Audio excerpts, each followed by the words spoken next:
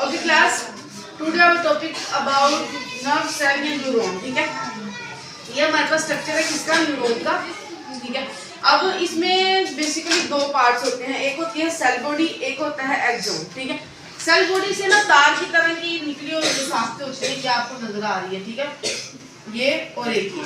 ठीक है, अब उनको जो तार की तरह के स्ट्रक्चर्स होते हैं ना, उनको कहते हैं डेंड्राइट्स और एक्सोन। क्या कहते हैं? डेंड्राइट्स और एक्सोन।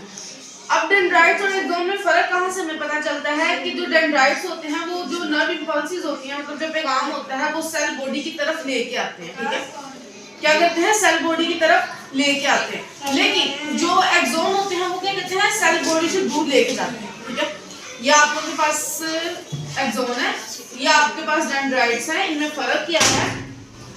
जो डेंड्राइट्स है वो सेल बॉडी की तरफ पैगाम लेके आएंगे, नर्व इंपल्सेस लेके आएंगे, और जो एक्सोन होंगे वो सेल बॉडी से दूर लेके जाएंगे। ठीक है, अब सेल बॉडी में स्ट्रक्चर होता है न्यूक्लियस।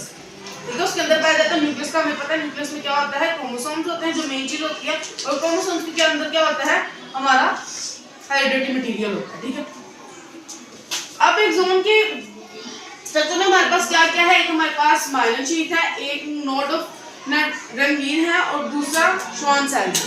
ठीक है, अब हमारे पास श्वान सेल्स क्या है? श्वान सेल्स हमारे पास न्यूरॉन को सपोर्ट करने के लिए कुछ सेल्स होते हैं, हम लोग कहते हैं न्यूरोग्लाइड। ठीक है, क्या होते हैं? न्यूरॉन को सपोर्ट करने के लिए कुछ सेल्स होते हैं, हम लोग कहते हैं न्यूरोग्लाइड सेल्स। अब वो सेल्स यहाँ पे मौजूद होते हैं एक्सोन्स के ऊपर। ठीक है, उनको कहते हैं श्वान सेल्स। ठीक है, अब श्वान सेल्स क्या करते हैं? श्वान सेल्स एक्सोन के ऊपर, ठीक है, ये आपको नजर आ रही है, ये एक्सोन गुजर रही है, इसके ऊपर ये वाला पार्ट। ठीक है, एक उसकी फैटी एसिड्स की तह चढ़ा देते हैं। ठीक है, समझ आ रही है? किसकी तह चढ़ा देते हैं? फैटी एसिड्स की। वो यहाँ पे तह चढ़ जाती है, उसको हम क्या कहते हैं? Myelin sheath. क्या कहते हैं? Myelin sheath. उसके अलावा आपको ये पॉइंट्स नजर आ रहे हैं यहाँ पे। ठीक है, ये होते हैं नोड ऑफ रिमीड्स, और इनको नोड ऑफ रिमीड्स है, इनका काम क्या होता है? यहाँ पे माइलिन शीट नहीं होती, यहाँ पे माइलिन शीट नहीं होती, और जहाँ जहाँ पे माइलिन शीट होती है, ये बात आपने लाजमी याद रखनी है, माइलिन शीट गैर मुसल होती है, इसके अंदर से नर्व इंपल्सेस नहीं गुजर सकती। ठीक है, लेकिन ये जो यहाँ पे आपको ये नोड्स नजर आ रहे हैं ना, ये वाले नोड्स जिनको नोड ऑफ रिमीड कह रहे हैं, ये यहाँ से इंपल्सेस गुजर सकते हैं, क्योंकि यहाँ पे माइलिन शीट नहीं है।